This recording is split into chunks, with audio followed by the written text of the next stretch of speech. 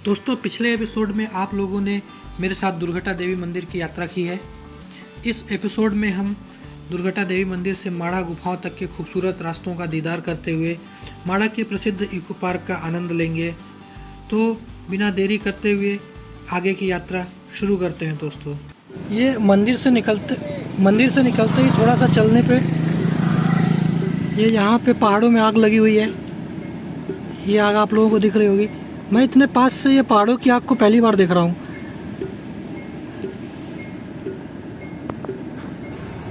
तो अभी मैं ये धीरज भाई के भरोसे पे चला हूँ। उनके द्वारा बताए गए रास्ते के अनुसार सीधा चले जाए और बरगवा निकल जाएंगे। मैं इधर इस रास्ते पे कभी आया नहीं हूँ और इधर सिग्नल भी नहीं है, तो गूगल मैप भी नहीं देख सकते हैं। और ये उम्मीद है कि धीरज भाई का रोज का रास्ता है तो वो सही बताया होगा, पता ही होगा। मैं पहुंच चुका हूं बरगवा, और ये बरगवा से मैं बैठन वाले रास्ते पे हूं। और बरगवा बैठन रोड पे ही बैठन के पास से एक राइट टर्न जाएगा जहां से हम माड़ा जाएंगे पहले। और माड़ा घूमने के बाद अगर समय रहा तो आगे का प्लान कुछ रहेगा तो करेंगे, नहीं तो वापस आ जाएंगे।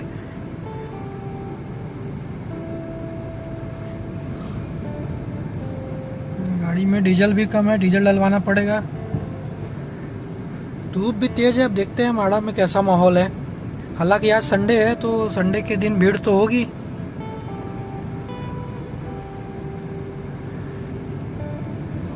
भूख भी लग रही है, आज नाश्ता करके ही निकले हैं केवल।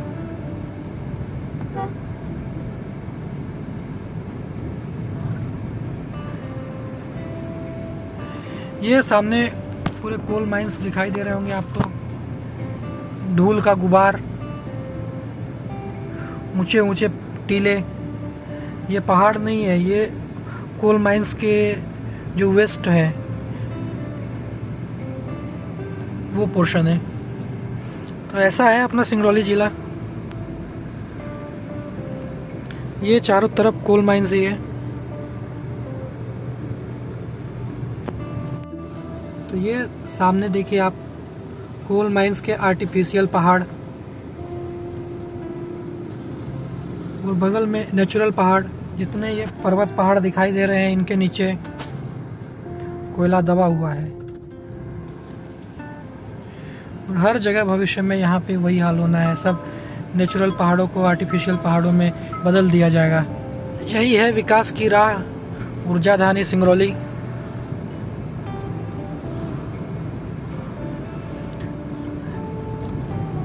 कभी कभी सोचता हूँ कि सिंगरौली ज़िले में ऐसे कितने सारे जगह हैं जो मैं घूम नहीं पाया, जबकि मैं यहीं का हूँ। ऐसे ही आप लोग भी वो चीज़ें मुझे कमेंट करके बताइए जो जिस जगह पे आप रह रहे हैं, जिस ज़िले में आप रह रहे हैं, वहाँ की बहुत सारी ऐसी जगह होंगी जहाँ पे आप गए नहीं हैं। उन जगह के नाम को बताइए।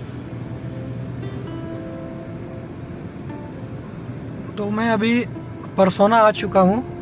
परसोना यहाँ से सीधा चले जाएंगे बैठन। 10 किलोमीटर आगे बैठन है, और यहाँ से अगर मैं राइट टर्न लूँगा तो वही रास्ता मेरा माड़ा जाने का रहेगा। तो मैं यहाँ से राइट टर्न लेने वाला हूँ और ये रास्ता जाएगा सीधा माड़ा। यहाँ से 24 किलोमीटर 25 किलोमीटर आगे है माड़ा। तो फटाफट पहुँचते हैं माड़ा की ओर। चलिए चला जाए। ये अभी खुटार मार्केट तक पहुँच चुके हैं। खुटार मार्केट से यहाँ से मेरा अंदाजा है माड़ा लगभग 15 किलोमीटर और दूर होगी। धूप तो तेज पड़ रही है, अब देखते हैं कैसे क्या होगा वहाँ पे माहौल। हालांकि पेड़ पौधे हैं तो थोड़ा ठंडा तो होना चाहिए, और नहीं तो वहीं आराम करेंगे कहीं पे 3-4 बजे जब धूप ठंडी होगी। उसके बाद फिर निकलेंगे घूमने फिरने। ये देखिए जेसीबी वाले भाई साहब पता नहीं कहाँ जाना चाहते हैं, ये खड़ी कर दिया। तो बस अब यहाँ से 5 किलोमीटर और बचा है माड़ा, और उसके बाद माड़ा पहुँच के देखते हैं कुछ खाने पीने का भी प्रबंध है कि ऐसे ही चल रहा है वहाँ प्रोग्राम। ये भूख जोर की लग रही है, रास्ते में कहीं कुछ खाया भी नहीं। बस अब पहुँचने वाले हैं माड़ा की गुफाओं में। ये पेड़ के बराबर इतना बड़ा तो पत्थर ही है। आप जो लोग चल रहे हैं उनसे आप अंदाज़ा लगा सकते हैं कितना बड़ा पत्थर है। मैंने तो जीवन में इतना बड़ा सिंगल स्टोन अभी तक तो कभी नहीं देखा, वाकई में बहुत बड़ा।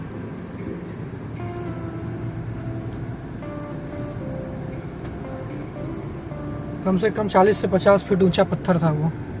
और इन पहाड़ों के बीच में कहीं है माड़ा की गुफाएं। देखते हैं वो कहाँ पे है। अभी तो बस धीरे धीरे चलने देते हैं। वो लग रहा है जंगल सफारी पे आ गए हैं। वाकई में ये मज़ेदार सा ट्रिप हो गया। उम्मीद नहीं थी कि इतना अच्छा कुछ देखने को मिलेगा। अभी दोपहर के 1 बज रहे हैं। काफ़ी सन्नाटा है यहाँ पे और ये एंट्री पॉइंट है। तो मैं पहुँच चुका हूँ माड़ा इको पार्क में। यहाँ पे एंट्री चार्जेस 30 रुपये है और कार की पार्किंग के 20 रुपये, बाइक पार्किंग 10 रुपये। शेष चार्जेस ये एक्टिविटीज़ के चार्जेस ये लिखे हुए हैं, तो आप इसको नोट कर सकते हैं।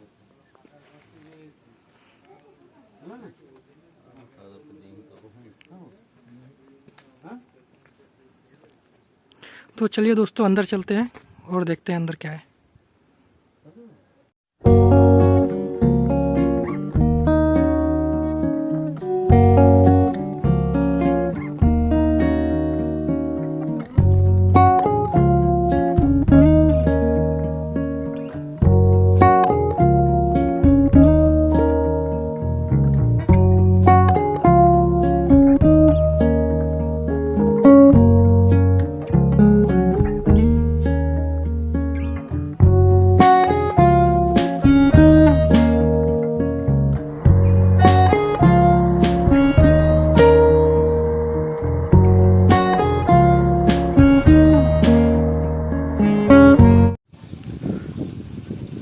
अभी मैं माड़ा में आ चुका हूँ। माड़ा इको पार्क में हूँ। यहाँ लगभग घुसने के बाद आपको इस रास्ते में गाड़ी की परमिशन नहीं रहेगी, जिसके लिए आपको लगभग 200 मीटर तक, आपको 200 से 300 मीटर पैदल चलना पड़ेगा। उसके बाद आप यहाँ पे आ पाएंगे। यहाँ आने पे सबसे पहले एंट्री पॉइंट पे ही आपको ये छोटी सी झील दिखेगी। इस झील में आप बोटिंग भी कर सकते हैं।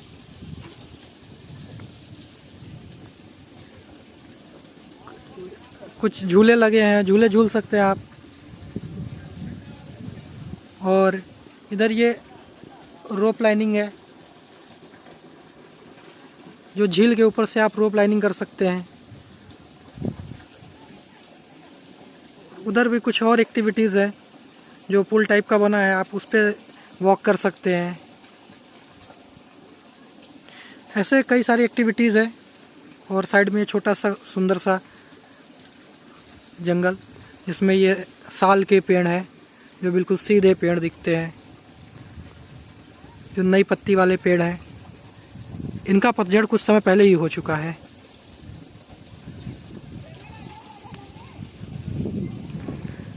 मेरा कोई एक्टिविटी करने का मन नहीं है, इसलिए अभी यहाँ से आगे चलते हैं और आगे देखते हैं क्या है। झरने के पास चलेंगे। यहाँ अंदर आपके पास ये बैठने की कुछ व्यवस्था तो है। ये इको पार्क का है, यहाँ पे चेयर वगैरह है, आप यहाँ बैठ सकते हैं। पर यहाँ किसी प्रकार की कैंटीन की कोई व्यवस्था नहीं है। आपको अपना फूड अपने साथ लेके आना पड़ेगा।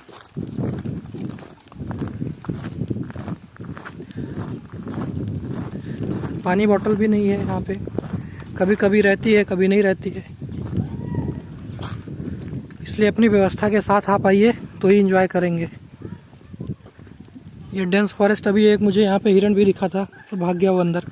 ये यहाँ पे रोप वॉक और बर्मा ब्रिज, 2 एक्टिविटीज़ इधर है।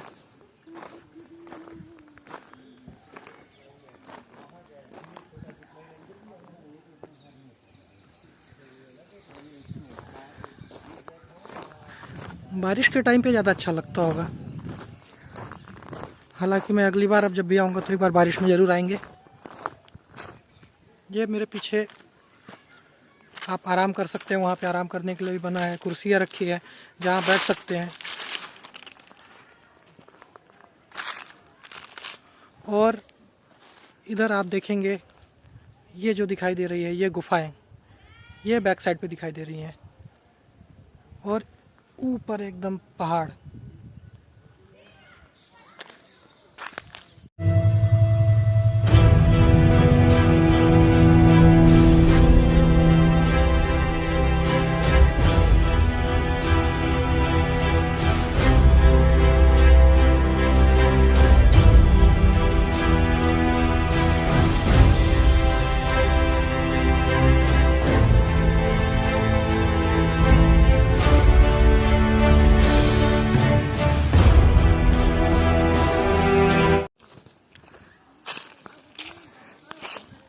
अभी हालांकि यहाँ पे भीड़ कम है, शाम के वक्त ज़्यादा भीड़ रहती है।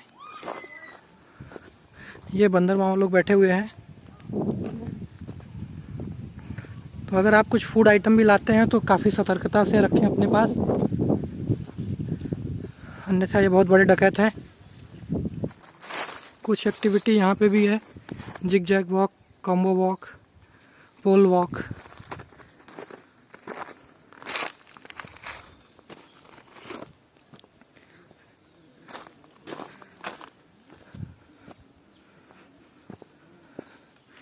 ये गुफाएं हैं जो आ गई है आखिरकार। काफ़ी देर घूमने के बाद भरी गर्मी में मैं यहाँ पे आया हूँ। समय तो ये बिल्कुल गलत था आने का, फिर भी अंदर चल के देखते हैं क्या है, कैसी है जगह।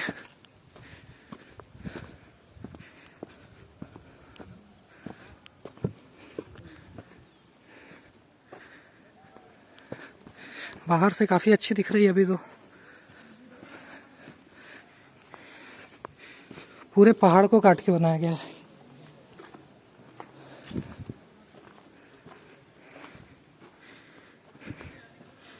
ये इस गुफा के बारे में लिखा गया है,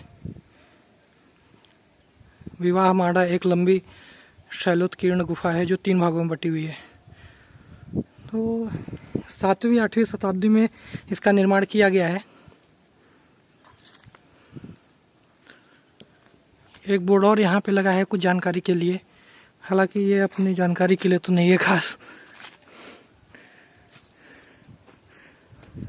तो ऐसी है ये गुफा, काफ़ी बड़ी है और वाकई बहुत ही ठंडा है यहाँ पे। आवाज़ क्या गूंज रही है। और ये छोटी सी जगह नहीं है, आप ये समझिए पूरा घर है।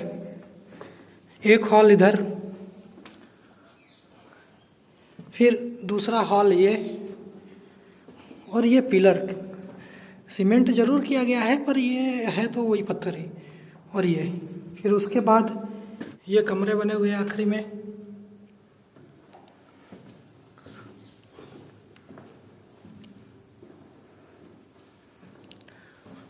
तीन कमरे ये सीधे सीधे बने हुए हैं,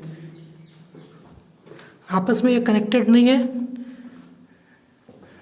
और ये 3 हॉल, इधर भी कमरा, इधर भी कमरा, एक एक।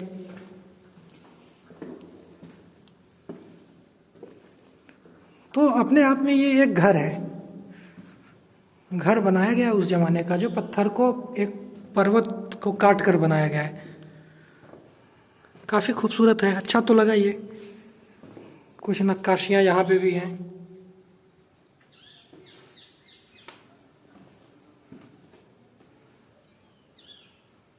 अभी मैंने आपको ये साइड वाली पहली गुफा दिखाई थी, ये दूसरी गुफा है। इसका डिजाइन थोड़ा सा अलग है, इसमें एक सीधी गैलरी टाइप की है और उसके साइड में एक गैलरी पूरा।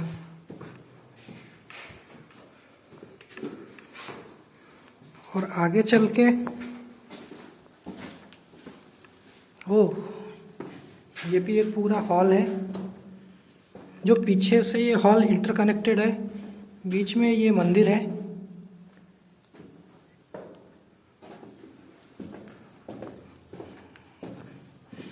ये कहीं ना कहीं एक मंदिर है, वो घर टाइप का था, ये मंदिर है। बीच में सेंटर में मंदिर और इसके चारों तरफ परिक्रमा मार्ग टाइप का बना हुआ है।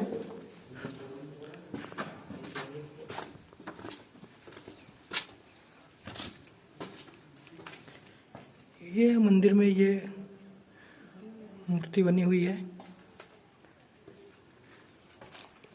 अब चलिए मैं आपको आखिरी गुफा दिखा देता हूँ, तीसरी गुफा। इसकी डिजाइन भी पहली गुफा से मिलती जुलती ही है। नहीं, ये भी अपने आप में अलग ही गुफा है।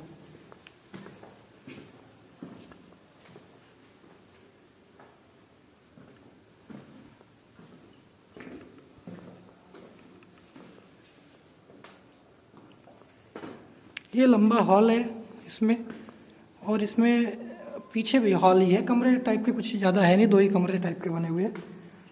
तो तीनों गुफाएं तीनों अलग अलग टाइप के हैं, साइड में अलग है।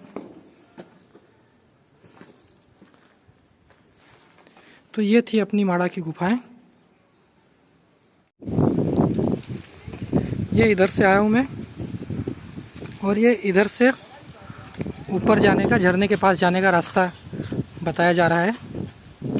अभी चल के देखते हैं कितना बड़ा झरना है, क्या है। ये तो काफ़ी ऊंचाइयों पे जाना पड़ेगा। क्या ये मेहनत करना जायज़ है, वाजिब होगा क्या ये? लोग तो गए हुए हैं, थोड़ा फॉरेस्ट में ट्रैकिंग भी हो जाएगी। चलते हैं, देखते हैं क्या है।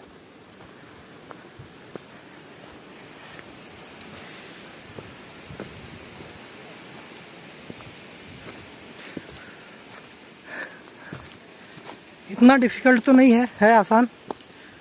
ट्रैकिंग आराम से ऊपर आ सकते हैं, बस जूते न स्लिप करें, इस चीज़ का विशेष ध्यान रखना पड़ेगा। केयरफुल होकर चलना पड़ेगा।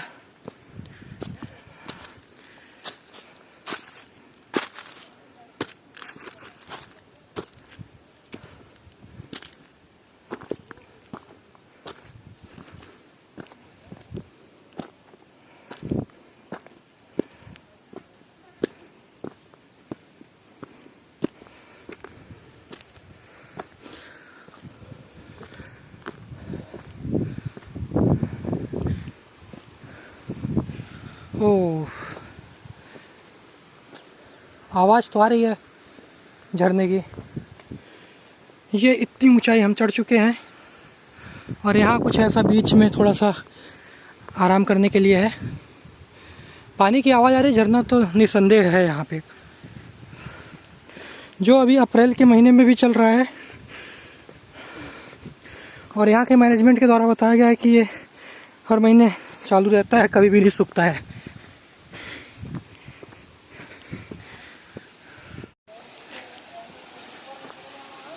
ठीक है, इतनी गर्मी में ये छोटा सा खूबसूरत सा झरना। तो भाई लोग, ये मेहनत जायज़ हुई और मैं पहुंच चुका हूं झरने के पास। काफ़ी खूबसूरत ये झरना है। आप यहां पे अपनी व्यवस्था के साथ आए हैं तो नहा भी सकते हैं, और यहां पे मज़ा ही आ जाएगा।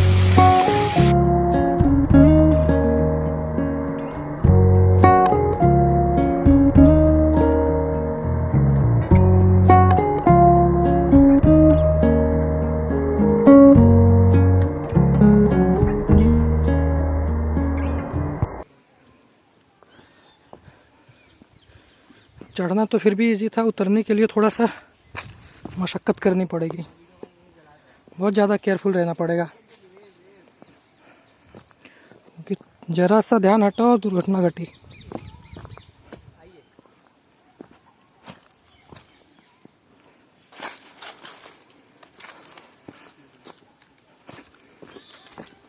तो बस अब यहाँ से निकलते हैं अगले डेस्टिनेशन पॉइंट पे।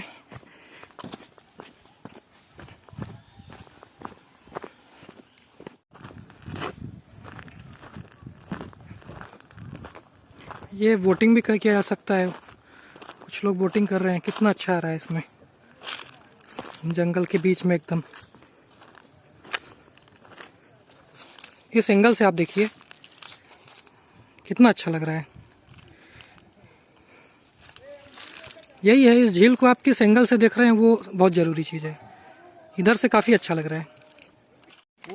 तो इनको इनकी एक्टिविटी करने देते हैं और हम चलते हैं अपने अगले डेस्टिनेशन की ओर।